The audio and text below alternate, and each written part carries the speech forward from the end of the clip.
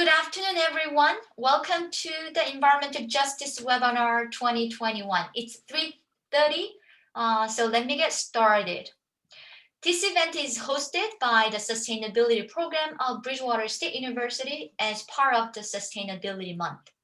Every year, Bridgewater State University Sustainability Program has hosted Sustainability Week in November and Sustainability in April to celebrate our efforts for sustainability. My name is In-kyung Kim, and I'm a co-coordinator of the Sustainability Program and Assistant Professor of Political Science. I am working with the other co-coordinator, Dr. Xiangneng Liu. Dr. Xiangneng Liu, would you please introduce yourself? Good afternoon, everyone. My name is Dr. Xiangrong Liu. I'm an associate professor in Management and Marketing Department and another co-coordinator for Sustainability Program.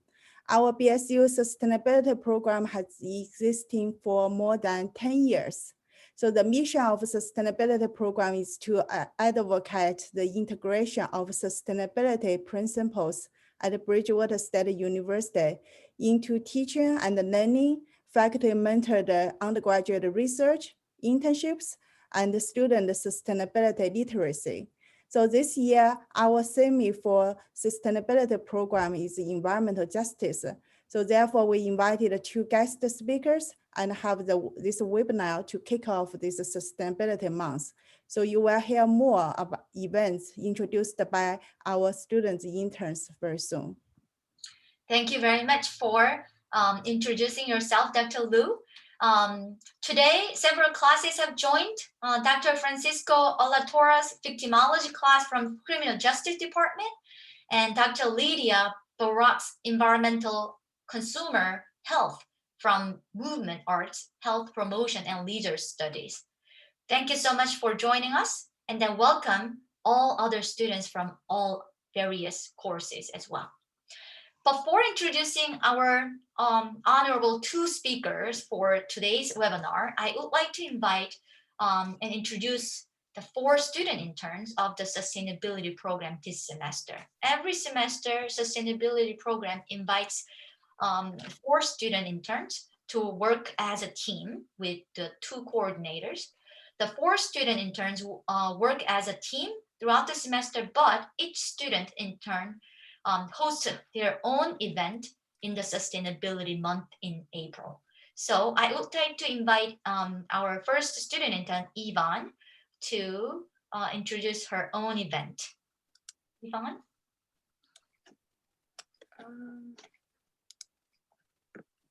Hi, everyone. I'm Yvonne. Thank you for joining us today. In celebration of Sustainability Month and Earth Day, the Sustainability Program is hosting a poetry contest. Students are encouraged to write poems with a theme of sustainability. The submission deadline is April 22nd at 11:59 p.m.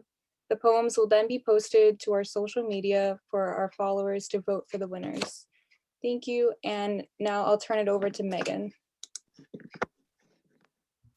Our next intern, Megan.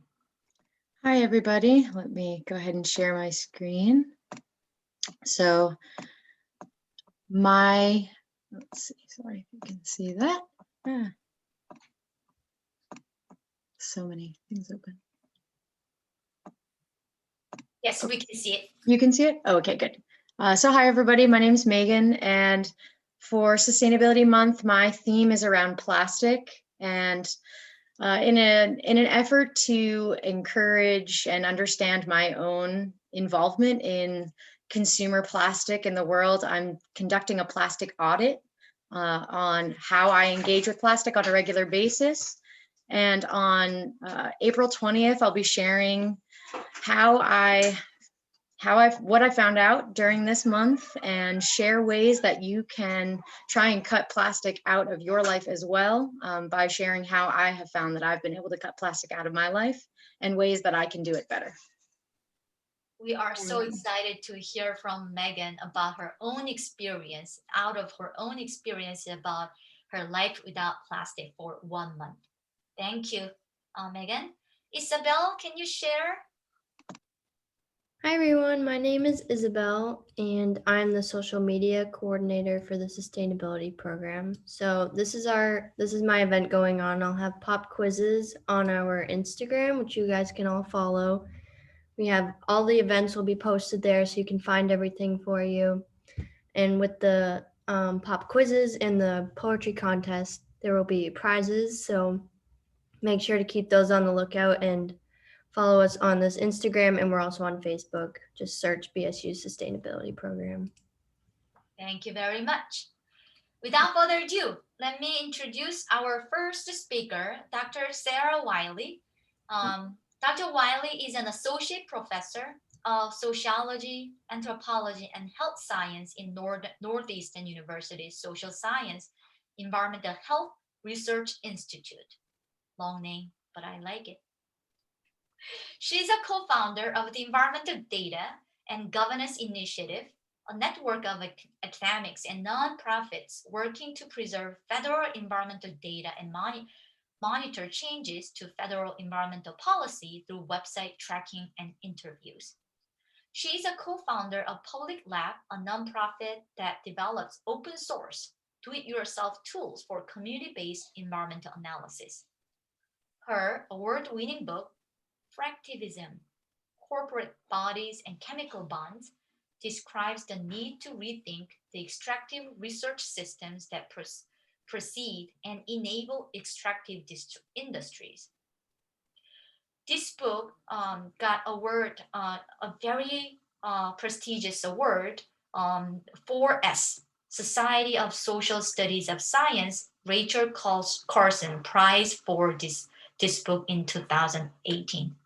Please welcome Dr. Wiley to share her experiences and expertise on environmental justice. Thank you so much for the opportunity to talk with you today about my research. I'm just going to switch over to sharing screen here.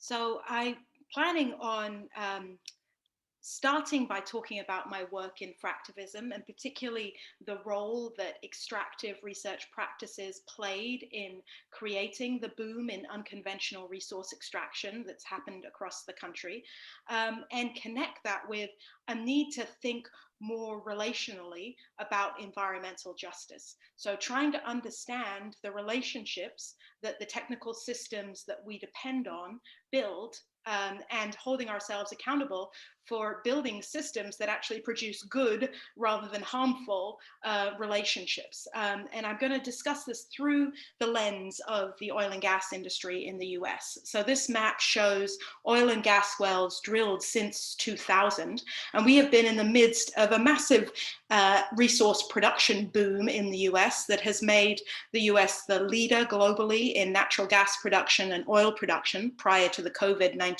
pandemic, such that 17.6 million Americans now live within a mile of an oil and gas well.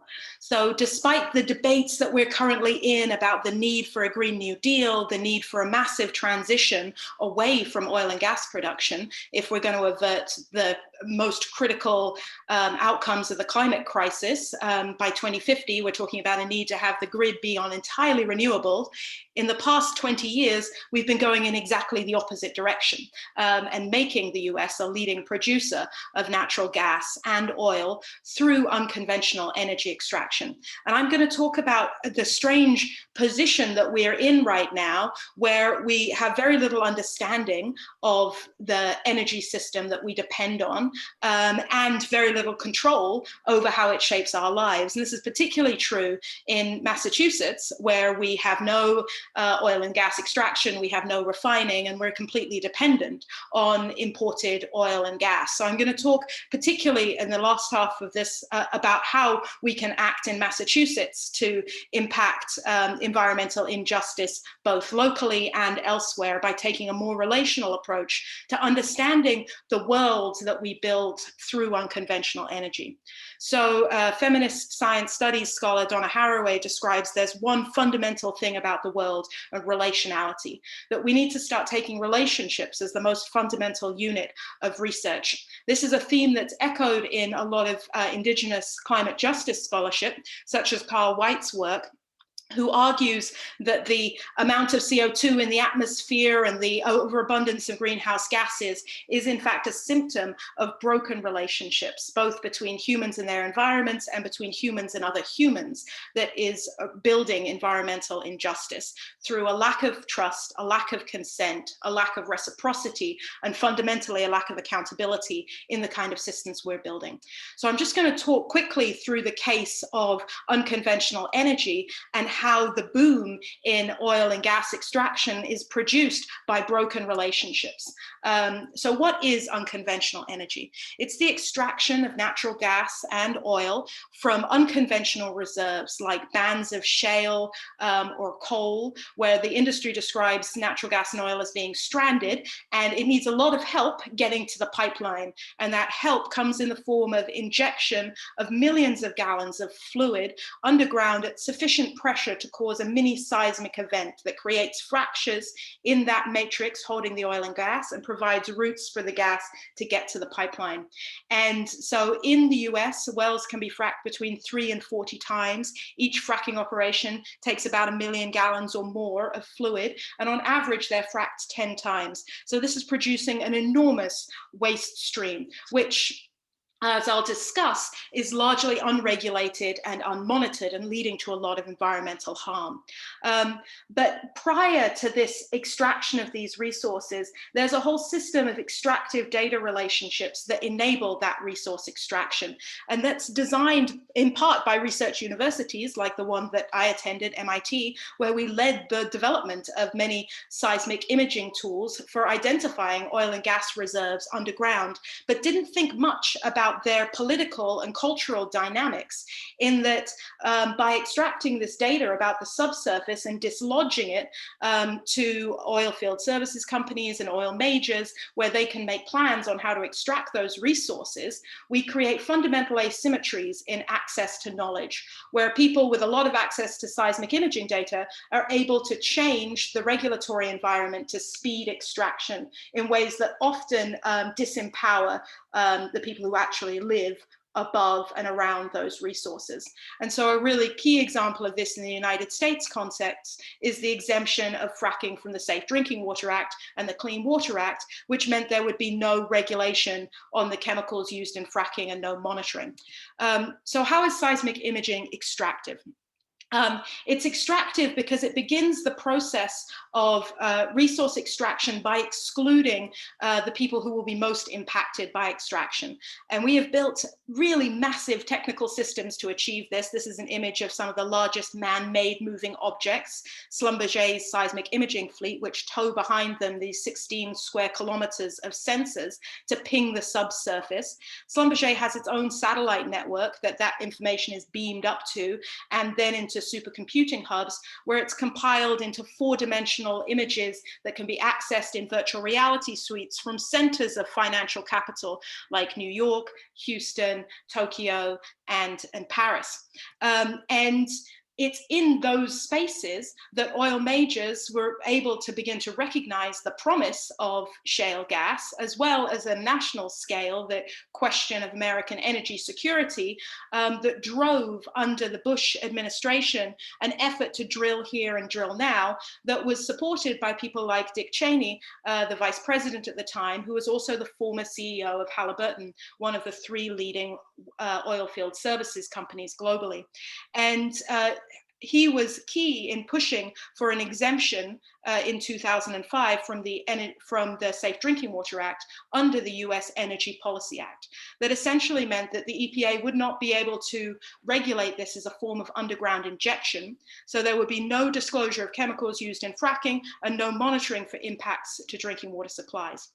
And so what this basically it created is a huge gap in public knowledge about what's being used in fracking that makes it very difficult to study the environmental health impacts of that enormous waste stream. And that enormous waste stream became very physically present in many environments across the US. In Alabama, it's leading to earthquakes. In Texas, it's leading to earthquakes as it's re-injected. In Colorado, where I did my research, it was stored in open air waste pits benefits. And because there is so much of it, there's just huge efforts to get it to evaporate, which is what this facility is. Each of these white dots is a fountain blowing that waste up into the air, and the side of this hill has been covered with a tarpaulin and sprinklers that sprinkle that waste product back into the air.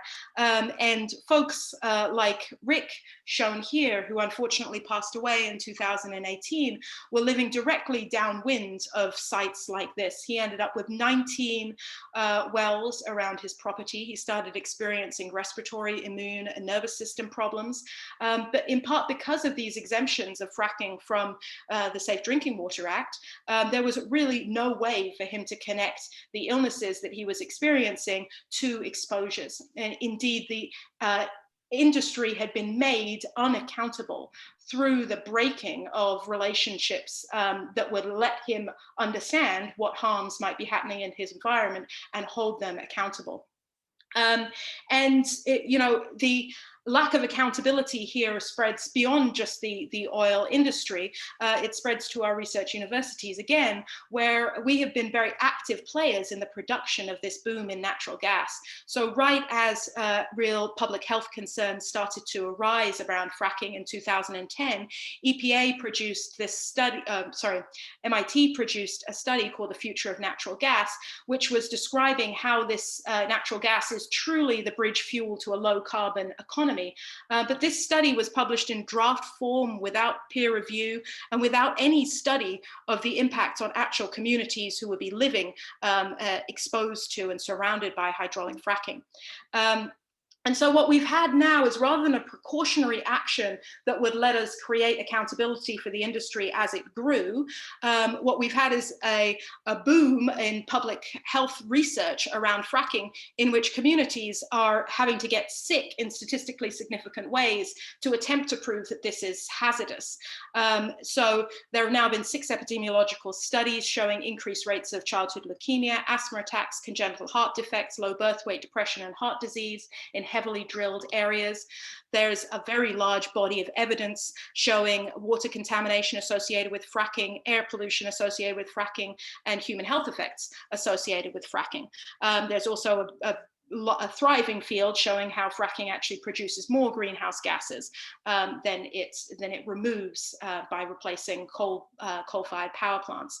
So one of the struggles communities are in now from an environmental justice point of view is they are in the position of proving they're harmed, even up until they're dead. And as we see with the Biden administration right now, there's no clear indication that this is going to be enough evidence to actually ban fracking. So how do we begin to change our way of thinking about proving environmental harm from ever documenting more finely how much communities are harmed and how much risk is taken, how much risk is being borne by people, and instead try and think about how has an industry been rendered unaccountable or performed in a way that takes away consent, trust, reciprocity, and accountability. So I'm going to give a couple of examples now, turning to the Boston area, to think about what we can do on the end of this enormous supply chain to think about making it more accountable. Because as I said before, New England imports all of its fossil fuels, and very recently, as in yesterday, EPA closed its comment period on the re-permitting of some of the major oil storage facilities in the New England region that line the Chelsea Creek, which is just north of Boston here. Many of you will have flown in and out of Logan at some point in your lives.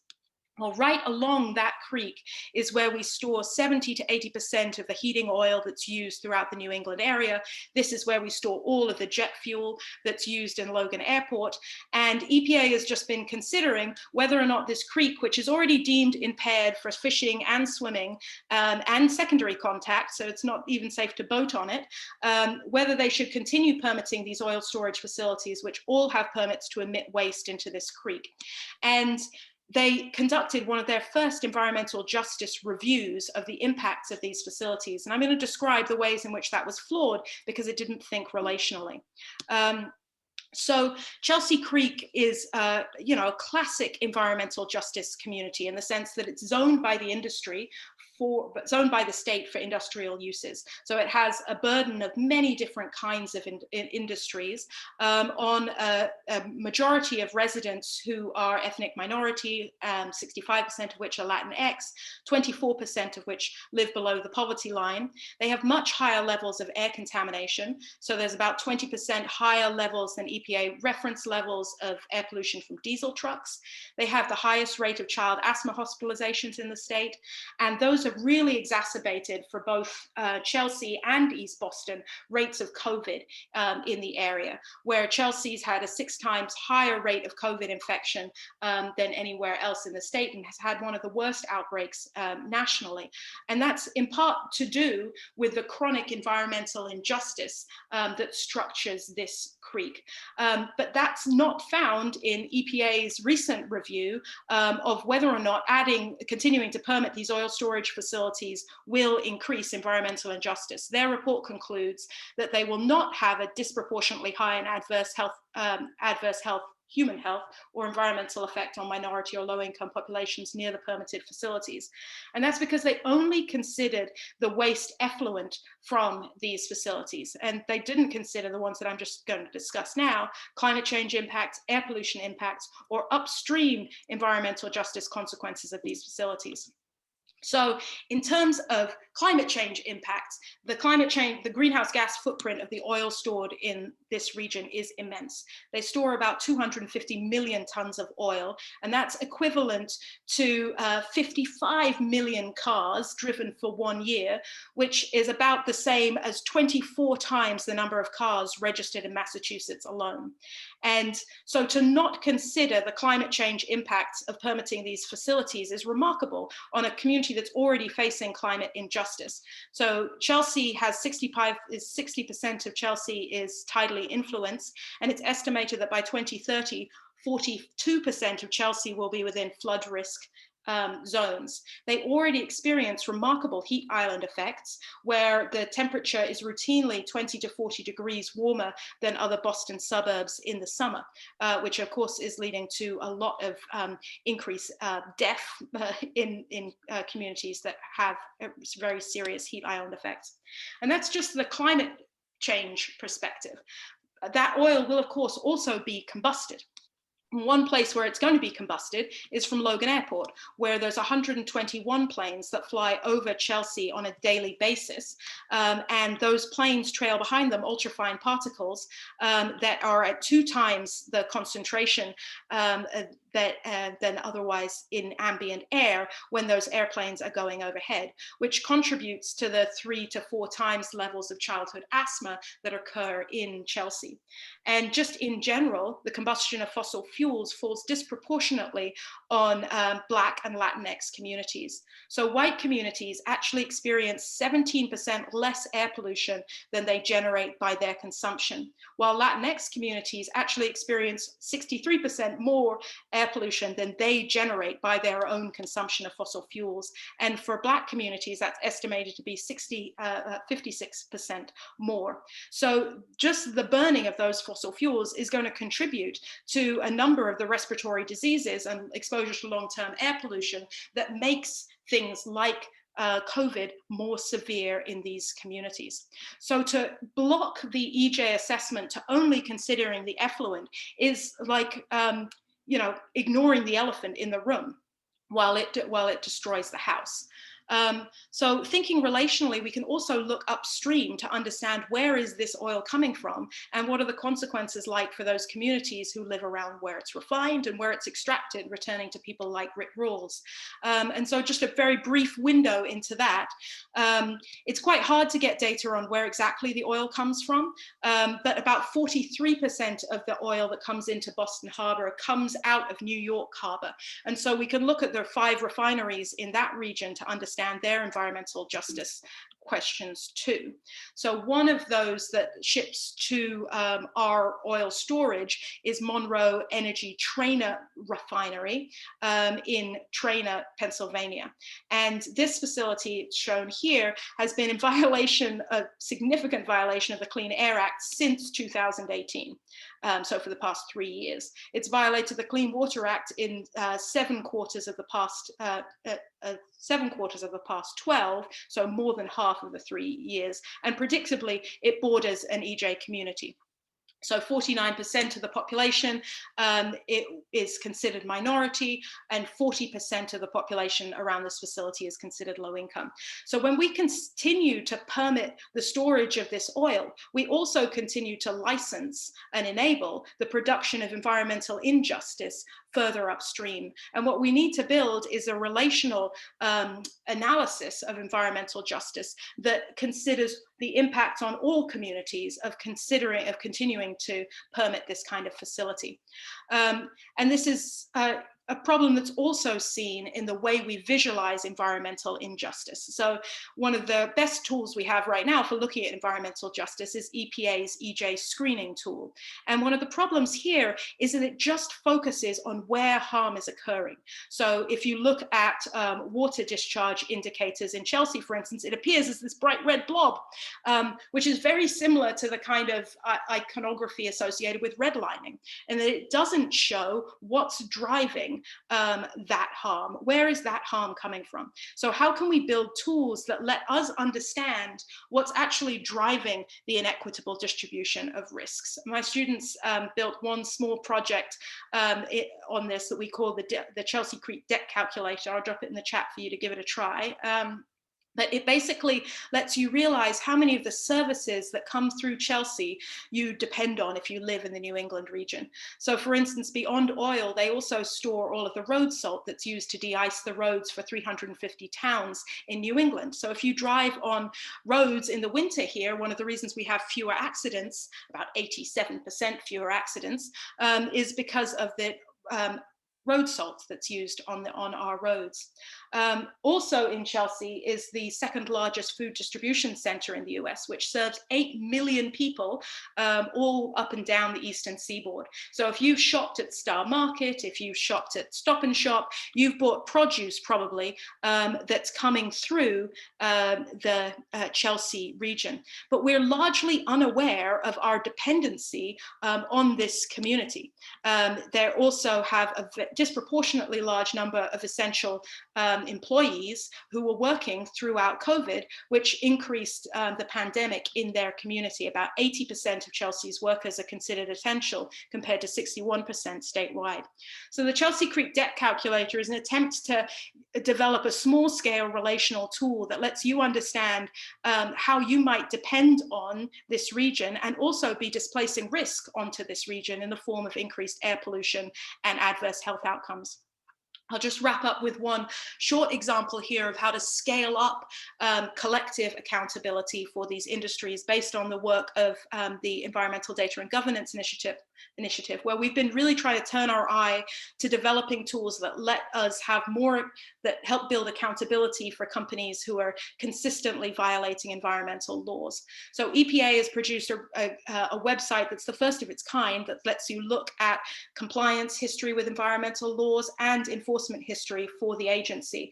And what it reveals is massive gaps in environmental enforcement. So 95% of oil refineries in the US have been sued by the EPA for violating the Clean Air Act.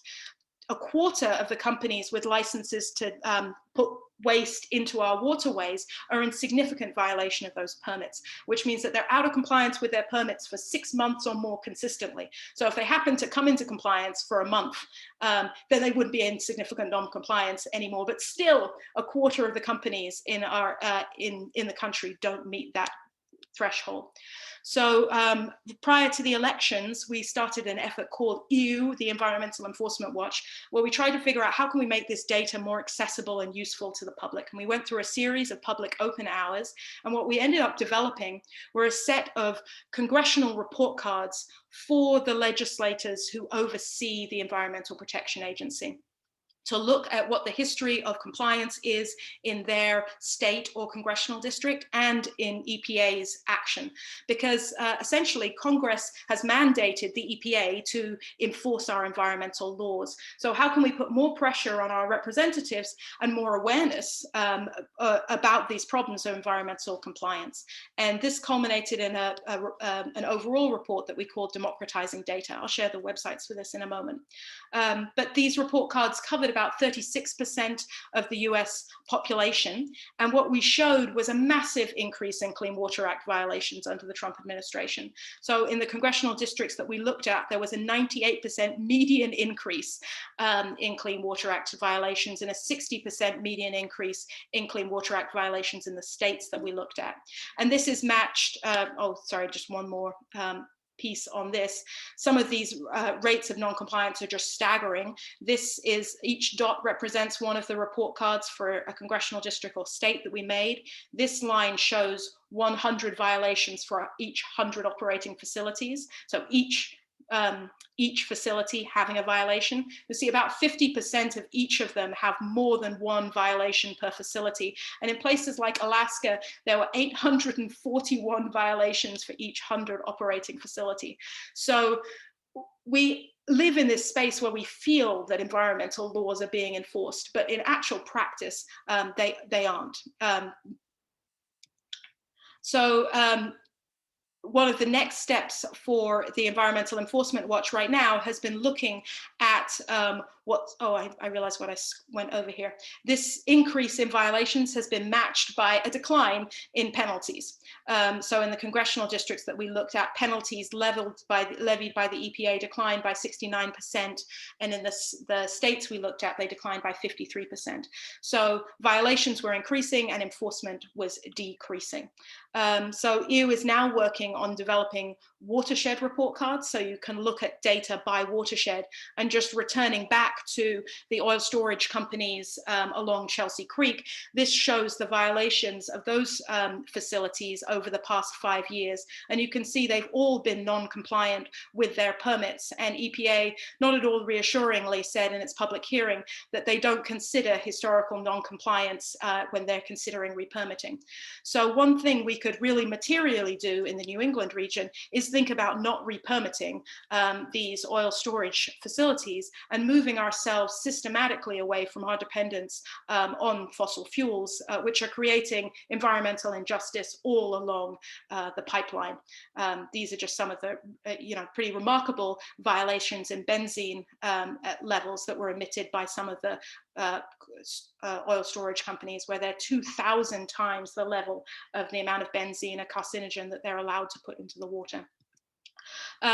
So just thinking about how can we build data systems that don't work in an extractive way, that don't support processes like seismic imaging, but actually increase local communities' abilities to control and oversee these industries that shape all aspects of our lives. The infographics that you've seen were all made by capstone students in my environmental health class, and all the data you've seen on Chelsea Creek just informed the public comments that we made on the EPA re-permitting.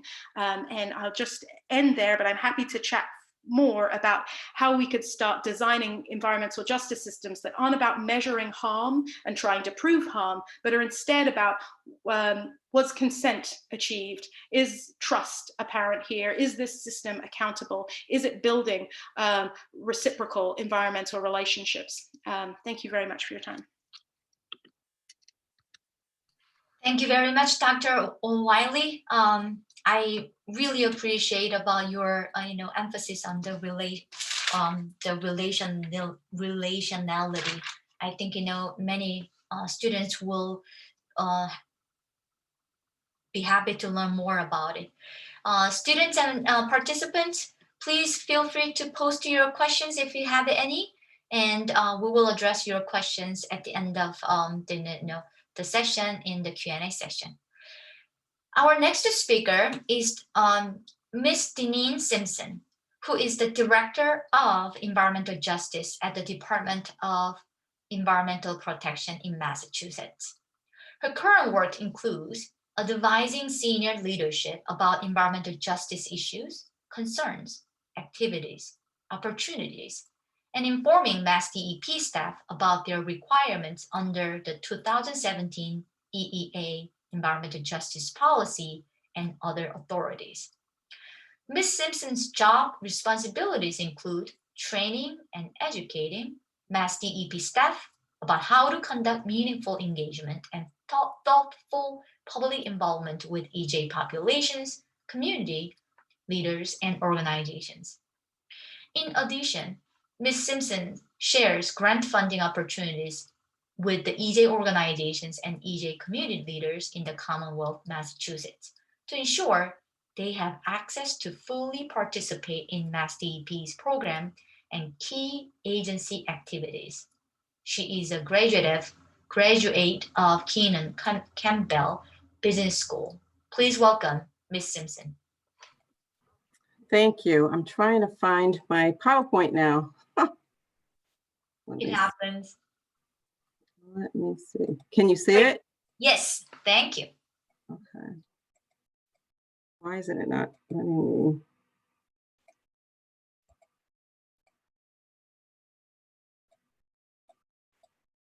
All right, wait a minute. It's not letting me start from the beginning. All right. Let me stop sharing for a moment, sorry. Dr. Wiley explained from the academic perspectives about the environmental injustice, and Ms. Deneen Simpson is a practitioner in the U.S. government. And you might wonder, okay, over 100 violations filed by the EPA, what happens next? I think Ms. Deneen Simpson can teach us what happens with those all violations, what the EPA, what Mass-DEP is trying to do. Can you see my screen now? Yes, we can. Okay. But in a little weird format, but I think it should be fine.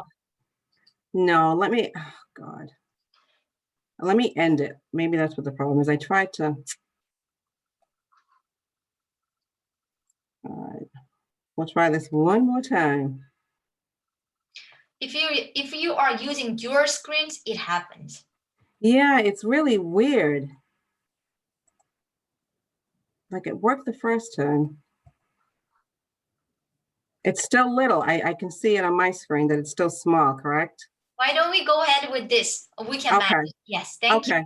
All right. So thank you. Sorry about that. So again, my name is Deneen Simpson. Thank you so much for having me here. I'm the Director of Environmental Justice at Mass-DEP. I've been with Mass-DEP for 25 years, but I've only been serving as the Director of EJ since 2016.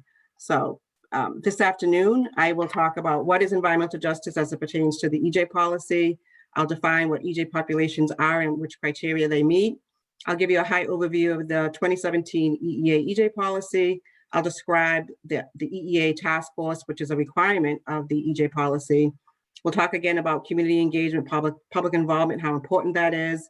I will give you an overview of the new climate bill that was just signed by Governor Charlie Baker, March 26, 2021.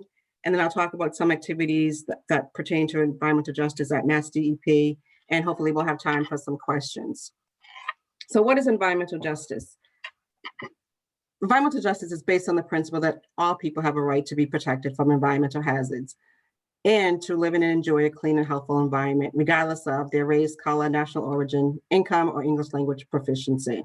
Environmental justice is also the equal protection and meaningful involvement of all people in communities with respect to the development, implementation, and enforcement of energy, climate change, environmental laws, regulations, policies, and the equitable distribution of energy and environmental benefits and burdens. Basically, everyone should have access to clean drinking water, fresh air, regardless of who they are, where they live, whether or not they speak English very well, and how much money they have. They also should be able to participate in the decision-making processes that impact their communities, whether it's policy work, whether it's environmental laws or regulations. And no one community should bear the heaviness of the environmental burdens without also having their fair share of environmental goods. So when we talk about environmental justice, these three words usually come up in the conversation: equality, equity, and justice. So when we look at equality, the assumption is that if you give everyone the support and the benefits they need, everyone is treated equally. But as you can see from this illustration, that the young boy on the right cannot see the game, even though he has the same stool as the two people on the left. So that's not true, and that's not helpful. So when we look at equity, we think of affirmative action. So if everyone gets the support they need, then then we achieve equity. So the young boy gets a bigger stool so he can see over the fence. The young lady gets, a medium-sized stool. The man on the left doesn't need a stool, so they all can see the game. But that's not exactly what we're talking about. When we're talking about environmental justice, we're talking about removing those barriers that cause the inequities, and we're talking about addressing those inequities. So the fence has been removed the way it was in the first two pictures, and it's a fence where everyone can see through it. So this is what we talk about when we're talking about environmental justice. We're talking about removing those systemic barriers and allowing everyone to have access to everything. So we're talking about environmental justice population, which Sarah did a great job talking about Chelsea. We're talking about the definition that's in the EJ policy based on the 2010 US Census right now. 25% or more of the residents in this community are minority.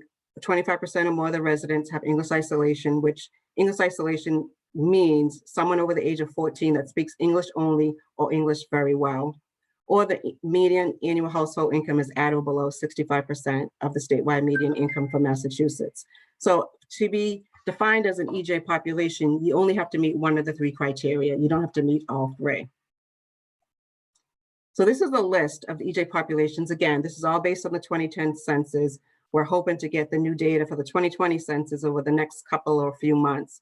But this is a list of the communities in Massachusetts in which criteria they meet. And Sarah referenced Chelsea, which you can't see in the screenshot, but Chelsea has 27 municipal block groups. And of those 27 municipal block groups, 27 of them are in EJ populations. So Chelsea is one of the few communities across Massachusetts that is 100% EJ based on minority income and English isolation. If you look further down at Brockton, Brockton has 87 municipal block groups. And of the 87, 84 are EJ block groups. So when you're thinking about block groups, it's defined by the US Census as a neighborhood that can be a block group that can consist of anywhere from 600 to 3,000 people. So it's not like a block or a neighborhood, it's larger than that. So of the three, so in Brockton, there's three neighborhoods that are not, or three block groups that are not EJ, but there are 87 in total and 84 of them are EJ block groups. So when you're talking about EJ populations, a lot of the issues that happen at DEP is staff will look at a community, and if it's on our list that you see here, they'll say, yes, it's an EJ block group. But then when you get to where the site is, where we're going to permit or whatever we're going to do, they'll say, oh no, it's not in an EJ population. But the misnomer about that is whatever we're permitting or whatever we're citing, let's talk about an air permit, for example, it's going to impact the entire EJ population, whether that facility is in an EJ block group or not. It's going to impact that neighborhood and maybe other neighborhoods that are close by. So we have to make sure that when we're talking about citing, not citing, but issuing permits to a facility, we have to think about the impacts to the EJ population and any nearby EJ populations as well. This is a map based on the 2010, again, US Census data. And it is, it shows you the Commonwealth of Massachusetts with the EJ data layer.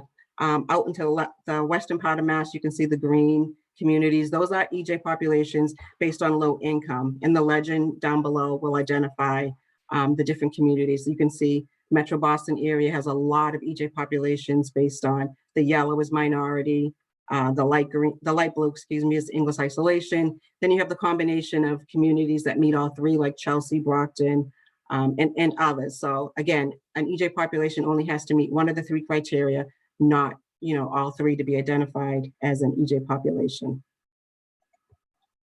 At Massdep, we have an EJ team. I lead that team. We meet quarterly. We just revamped the team in 2021 based on what's been going on across the country. Our commissioner at DEP has really taken a commitment to making sure that everything we do, we're looking at it through an EJ lens, through an equity lens.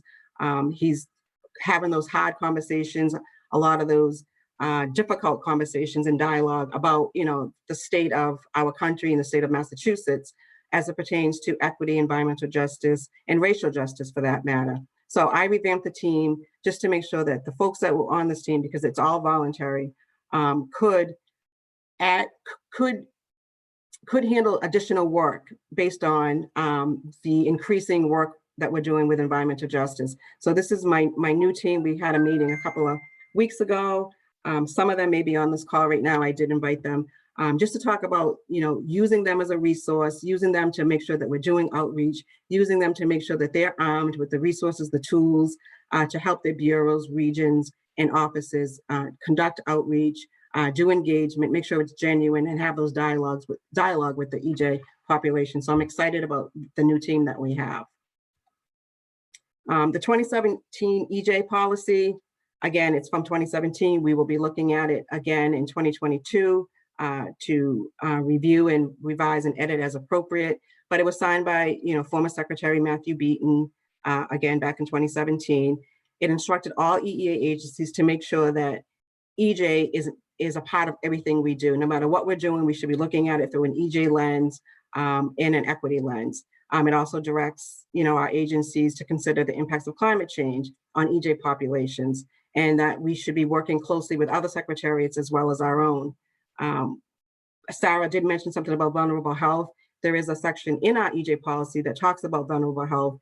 As an environmental agency, we talk about environmental burdens, but we don't really talk too much about the environmental related health burdens. So there's a tool that DPH has that allows us to look at some of the specific health burdens that are related to the environment, and childhood asthma, childhood blood levels, low birth rates, heart disease, and morbidity. So we do look at those when we're doing our permitting, with our everyday work. This is not something that's mandated to use by the EJ, by our agencies. But for me, I'm always looking at it when I'm asked to provide input or edits to something that we're doing at DEP. I look at this health tracker just to look at the state of that community as it pertains to the health burdens that they have. So it's a really helpful and useful tool.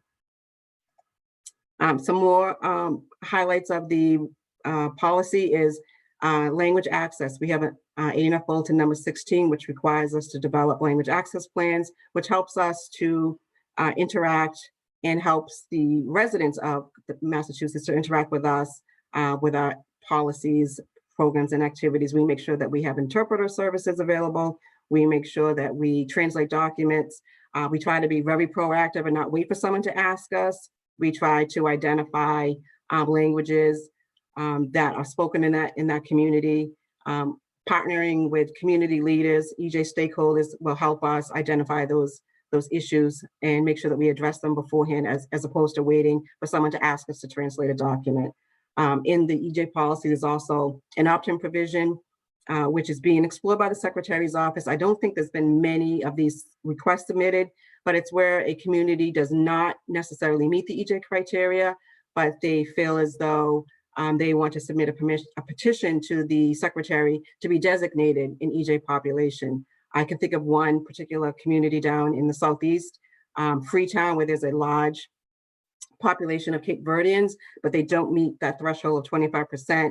And so they were having some issues with some illegal dumping down there. So they would be a community that would petition to the Secretary to be designated EJ population to get that area addressed and their concerns addressed. We also have a requirement in the EJ policy to develop a strategy, which is basically the roadmap of how we're doing our work, how we're integrating EJ in everything that we do when it pertains to our key agency activities. That's something that we started to draft, I want to say a year or so ago, but now we're doing some deliberate outreach to EJ stakeholders to get some input on how we can beef up our strategy and make it part of the work that we do. It's a fluid document. We're always going to be updating it, learning lessons, and requesting feedback, all the time, just to make sure the document is in the best place it can be.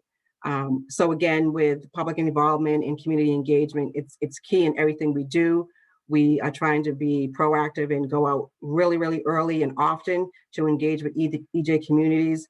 I did some training last year across DEP in the beginning of this year to help the staff identify how to develop public involvement plans, when to reach out to EJ stakeholders, when to do engagement. So we're trying to, as soon as we receive a permit application that may impact an EJ population, we're making those phone calls, we're sending those emails to make that connection, to let them know that this permit may impact you.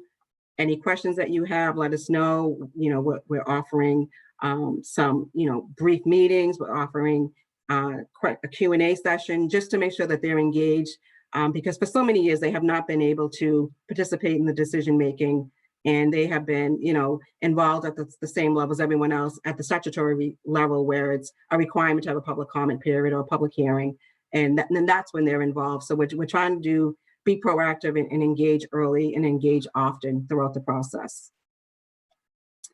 Some more, engagement. You can't get enough of it. It's like at the top of our list of things to do. Again, I've underlined engagement should be done early and often, and it should look like a partnership and a collaboration. It should not be DEP or any other agency talking at a community. It should be a dialogue. It should be, the back and forth of sharing information. It should be a team type of working relationship, not us just telling you what we're doing and having you sit there and take it. It's more of these are our concerns, and have your concerns be a part of the decision making that we have at our agency about those concerns. We are aware of when we schedule meetings. Not so much now because everything is done virtual, but we do talk about when we schedule meetings, where we schedule meetings, and what time we do those meetings. We have to make sure that we are not scheduling meetings in the afternoon when people are working. We have to make sure that we're scheduling those meetings at nighttime when people are done with work, when they have their children off to bed, or whatever the case may be. We're trying to be more inclusive and more deliberate with our approach, as far as making sure that if we're seeking input, we're making it easy for the EJ stakeholders to participate in those meetings. We are making sure the fact sheets are not written in technical terms where no one can understand what they're talking about except the person who wrote it. So I take a look at some of those and make sure that it's layman's terms, it's easily understood. Again, we do translation services if that's necessary. Again, trying to be proactive and not wait for someone to ask us for translation. We do offer interpreters at our hearings. We do offer translation at our hearings. And so again, just trying to do some genuine outreach, engagement, make sure that we're being transparent, and building those relationships with the community is crucial. And then there's some additional participation and community engagement tips, which is having local repositories, which means you don't make the community come to Boston or to come to our regional office to look at documents. Make those documents available in their community, whether it's at the city hall, town hall, a cultural center. Make sure that you're posting notices in newspapers that they read, whether it's like out in, I think it's out in Lawrence or Lowell. There's a Spanish newspaper that we would be posting information about a permit, as opposed to posting it in the Boston Globe, where not many people read the Boston Globe, or posting it on the local cable channel, if like in Brockton, where the Cape Verdean, there's a Cape Verdean local cable channel, as opposed to putting it in the Brockton Enterprise. We're putting it in places where we know they're going to look, whether it's in their in an ethnic grocery store. We're just trying to make sure that the people have access to permits that may impact them, or any type of activity that we're doing that may impact them. We also, again, are trying to make sure that folks are aware of our grant opportunities, because, for me, I'm always blasting out information about grant opportunities, funding opportunities, but it's also timing is key. You have to make sure that we send it to them in a time that they can, if they don't have someone on staff that can apply for this grant, that they have enough time to find someone to help them with the grant and apply for the grant in a timely manner. I know there's been missed opportunities just because of late delivery of this information. So we're trying to be a little bit more proactive about giving them a heads up. You know, there could be a grant opportunity in like a month, you know, keep this on your radar. And then when it comes out, you know, we blast it off to them. So we're trying to be very proactive and provide enough information to them as early as often, as early as possible and as often as we can. This is the language access posters that's posted in every regional office of DEP. If you don't know, we have 4 regional offices, one in the Southeast in Lakeville, one in the Northeast in Wilmington. We have one in Springfield, and we have one in the central part of Mass, which is in Worcester.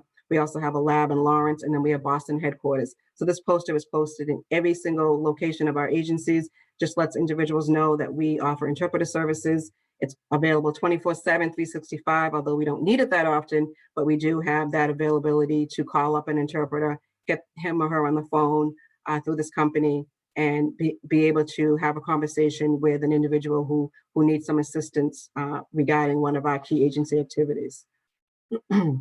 We also have a volunteer language bank at DEP that's led by a civil rights and diversity officer who it's volunteers of DEP staff and sometimes interns who are either bilingual or multilingual that will offer some of their time to do interpreter services or translation services. But in addition to that, I'm in charge of a statewide contract where we have professional interpreters and translation companies that will provide those services as well. So we're trying to make sure that, again, we're being inclusive, we're being proactive and making sure that these services are available when needed.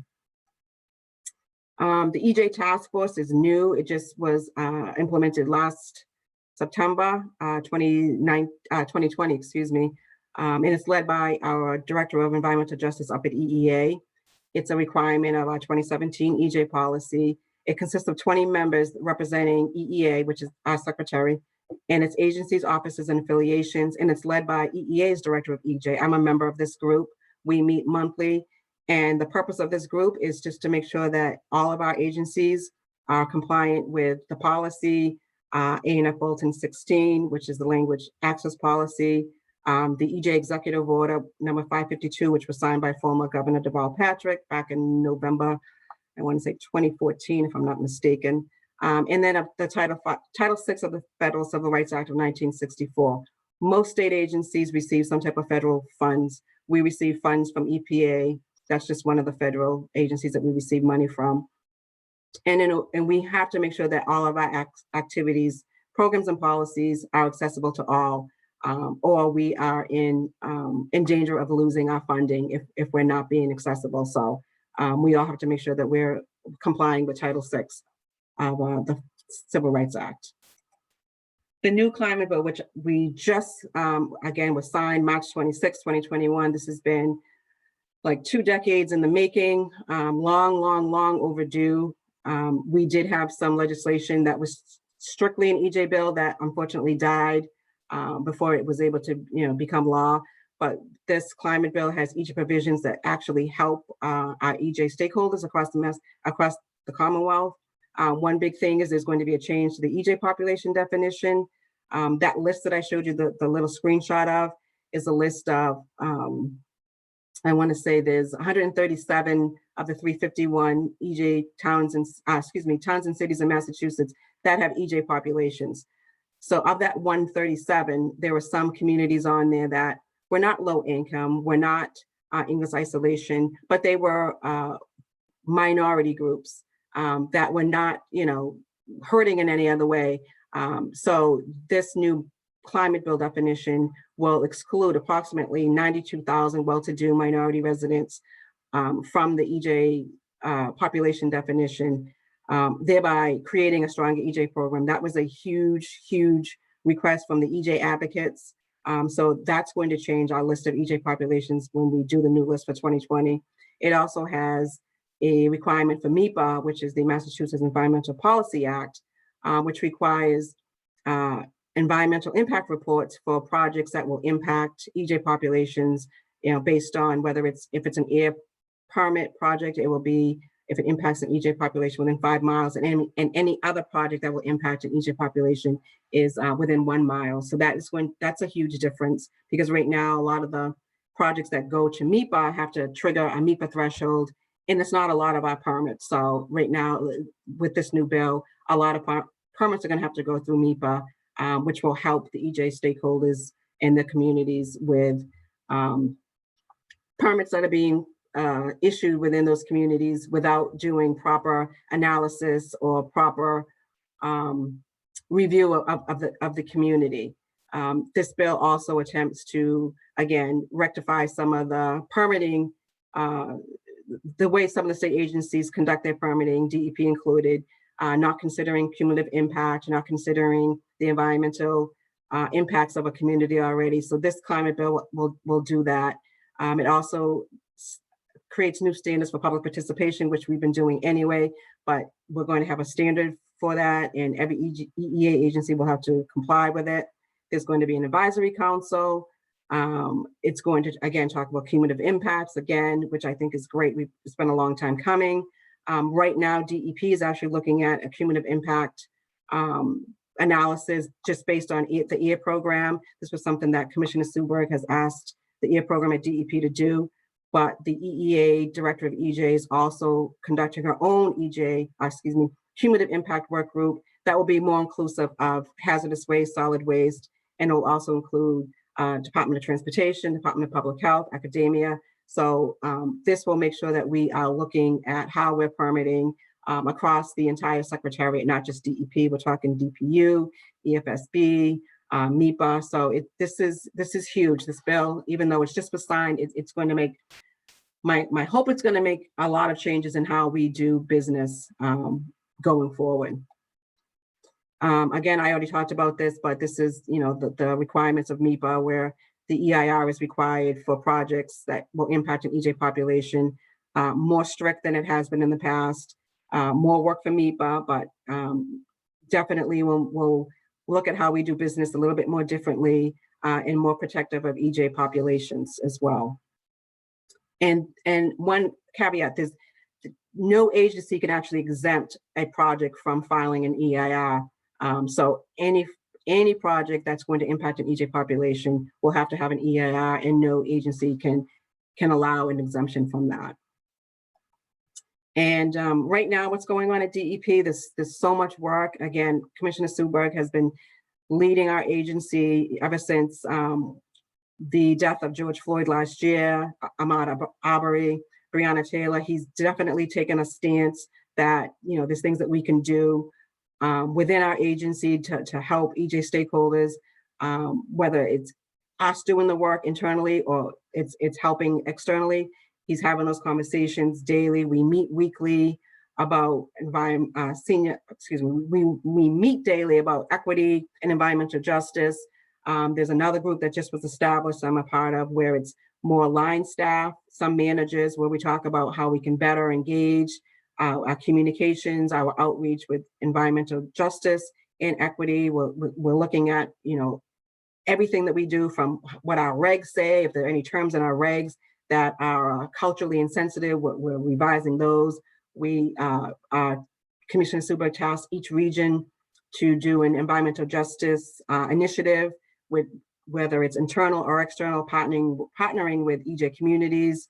There's the Transportation Climate Initiative, which is not just Massachusetts, it's other states, where we're looking at reducing CO2 and having cleaner transportation across the Commonwealth, with a focus on EJ, disability, and the elderly. So we're working on that. Again, our EJ strategy, we're hoping to do a soft launch this spring.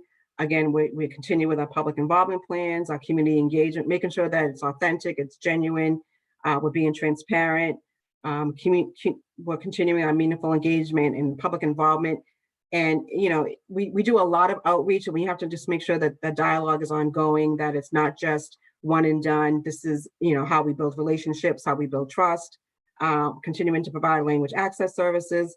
And then based on the 2020 census, just updating all our data and making sure that we're using the most current data, and we have the most current maps and tools based on the 2020 US Census. So there's a lot of work going on, and a lot of it is slow in coming to fruition, but there's a lot of people doing a lot of great work. And I'm hoping with this climate bill, with the voices of the advocacy groups, the EJ stakeholders, that now that they feel empowered to speak up, that it will make a difference in how business is being done, across not just DEP and EEA agencies, but just across state government and at the federal level as well. So this is my contact information. That's my the link to the EJ webpage, which is not as informative as I wish it could be, but we have some restrictions. We have to comply with mass.gov rules, so we're only allowed to do certain things. I've been trying for years to get it a little bit better, but it is what it is. There's something up there. That's my cell number, and I'm available by email as well. And thank you for your time. Thank you. Thank you so much for your very informative presentations. I will host the Q&A session. Please feel free to post your questions if you have any. In the meantime, please take this event reflection survey. It will take only less than 1 minute. So your feedback will be really, really appreciated. Dr. Wiley, I have a question from our student. How can we support this effort to create relational databases? And for both of you, Dr. Wiley and Ms. Simpson, one student asked, in terms of EJ, what is your idea of what a job program would look like if a Green New Deal could be implemented within the next decade? How can we work on a community level toward influencing such national legislation efforts?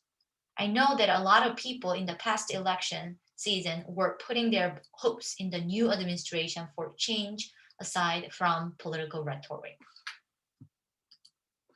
Please feel free to respond to these questions. Great. So thinking about how to get involved in designing more relational approaches to thinking with data and mapping environmental justice issues. EDGI is an entirely volunteer organization, so you'd be welcome to join the efforts of our group as we're trying to design tools for building those report cards and the Watershed report cards. Everything you saw in those report cards is generated using Jupyter notebooks and is all online and publicly accessible in our GitHub. And so we're really interested in just trying to build and prototype for agencies what a more accessible way to look at their data could be. So feel free to reach out to me if you're interested in getting involved in any of that work. In terms of job programs, that's not necessarily the focus of my work as somebody who's trained as an anthropologist. And so I'm not sure I have much wisdom to offer there, only to say that I think it's often overlooked that we actually need to build different technical infrastructure, different data infrastructure. And so there should be job programs that support computer science work. There should be job programs that are also supporting, sustainability, technology and implementation at the same time as there's job programs figuring out the cleanup and removal of spaces like our oil storage terminals and retrofitting houses and cars for renewables. So, I mean, there is actually just an enormous amount of work to be done if we want to meet clean energy goals by 2050. And it really, I think, is a change in business as usual for every sector, and particularly, I think, academic institutions. We've actually played a big role in the development of environmental injustice and the development of technical systems that have not helped communities. And I think we have a really important role to play in designing accountable and just data systems. So I would say intern programs are huge. DEP has a paid internship program for the first time ever this year. There's also getting in touch with your local EJ grassroots, stakeholders, organizations. They're always looking for young people to come on board. A lot of communities are offering, I know New Bedford right now is offering a program for residents to learn about remediation and to get certified and trained. It's based on obviously grant funding that they received, but there's lots of ways. I mean, and I would say starting with some of the environmental agencies and seeing what they have to offer. For years, we had an unpaid internship program, and we still received a lot of applicants. I know that we did receive some from Bridgewater State, as a matter of fact.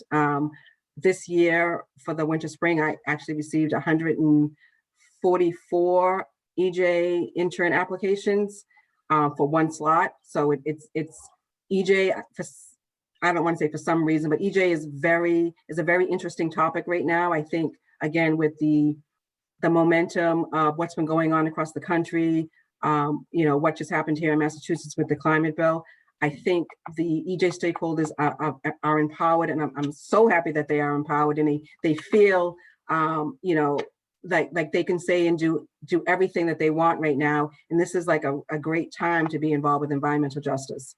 So I would just say, again, stakeholders, organizations, internships would be a great place to start. Yes, I am so proud of our 4 student interns. You will feel the same with, working with this, young people. We have received 22 responses through this survey. Please take the survey to share your thoughts on this event. Can I ask one question, Ms. Simpson and Dr. Wiley, particularly Ms. Simpson? So would this virtual environment enhance public involvement and community engagement even after we go back to the normal life? So that's a great question. And I am always pushing, now that I hear from advocates, I hear from other EJ directors and coordinators across the country, we will continue to do the virtual meetings and outreach even after COVID. I think at one point in time, it seemed as though it was not the best way to do it, but since COVID came, we realized it's really good. It does allow more people to participate, but again, timing is everything. You have to make sure that when you're doing these virtual meetings and you're doing the virtual outreach, that you're doing it at a time, not when I'm working, the 8:45 to 5 p.m., because that's when residents and stakeholders are also working. So we have to make sure that we're doing it in the evenings, whether it's 6 to 8, 7 to 9, just to make sure that they have access, and then allow for, there was discussions just last week. I was meeting with a bunch of stakeholders about weekends. I don't work on the weekends, but I'd be willing to hold a stakeholder meeting on the weekends, because the biggest thing that we cannot do is ask for input, ask for comments, and then not be available to receive those comments. And to say, well, we had 2 hours available from 1 to 3 on a Wednesday afternoon, no one showed up. That is not genuine outreach. That is not meaningful community engagement. So we have to make sure that we make ourselves available, whether it's in evenings or the weekends, for the stakeholders. So we will be continuing our outreach. We're not going to be solely doing virtual, but we will be including it. It's not going to go away post-COVID. Thank you very much. We have 2 minutes left. We have one more student intern who wants to share the one event this week. Kat, would you please? Sure. Hi, everyone. So I'm Catherine O'Leary. I'm one of the student interns for the sustainability program. I'm currently a student majoring in environmental geoscience, so I'm very passionate about the environment. And currently I'm the actual manager of the permaculture gardens. If you don't know where they are, they're located right next to Marles and Donardo Hall. And this Wednesday, we're going to be having a spring planting event. Let me see if I can share my screen to show the flyer. I think I can share it right here. So you see, this is the time. This is where the event is. It's from 9:30 to 12:30 p.m. That's a little bit of a typo on my mistake. But if you are interested in signing up, The full flyer will be on the student announcements, and you can actually click the link right here to go sign up at the Google Docs. There's 2 different time slots, one from 9:30 a.m. to 11 a.m. and then one from 11 a.m. to 12:30 p.m. just to follow with the COVID guidelines. And we'll be doing planting with both regular plants, so just like the ones that you'd buy from a garden center, as well as seeds. So if that's something that would be interesting to you, we'd really appreciate you coming to join us, because this would be a great way to kind of everyone to get together for a good sense of community. And yeah, that's all I have to share. Thank you very much. I would like to conclude. Can I ask one? Oh, yes, please. Yeah, I was just, I saw Megan's question in the chat, and I have to say, I would love to hear Danae's thoughts on that, because I don't really understand the relationship between EPA's permitting of the Chelsea oil storage facilities and mass DEPs. I'm wondering if any of the new EJ provisions might apply in that case. Danae, do you have any thoughts on that? I saw a question. Was it about the Chelsea? I'm trying to find it again. I apologize. So Mass DEP and EPA both have NIPD's permits that are parallel. So there's a state process and then there's a federal process. Sarah talked briefly about the federal process. We run parallel. Our public comment period ended today. I think EPA's ended yesterday, if I'm not mistaken. So for me, I reach out and I talk to my permit writers about the importance of making sure that we look at the environmental health burdens in that community, that we're looking at everything, not just what we're permitting today or what's being permitted today. So I can't say that things are going to change for this particular permit that's going forward, but I will say, moving forward, since the climate bill has come and we now have a law, I do believe there are going to be changes. I can't say that there's going to be a lot of impact on how we permit these 5 NIPD's permits along Chelsea Creek, but there definitely is discussions about moving forward. How are we going to permit moving forward? It's unfortunate that these permits were actually, done before this climate bill came in. I think it would have been perfect for us to have them have the climate bill law signed, and then we will be looking at these permits, but it happened in the reverse. But I'm committed, and so is Commissioner Suberg at DEP, to make sure that we are looking at everything moving forward as we start doing permitting again under this new climate bill, because things do have to change. I mean, it's just things have to change, and we have to do better, and we can do better. That's why we are here. Thank you so much. Yes, the Sustainability Program of Bridgewater State University deeply appreciate our 2 guest speakers. Also, we appreciate students, faculty, and community members who have joined us today. We, as human beings, learners, community members, Massachusetts residents, and global citizens, need to grow as people who understand and fight against environmental racism and environmental justice to sustain our one Earth and our future generations.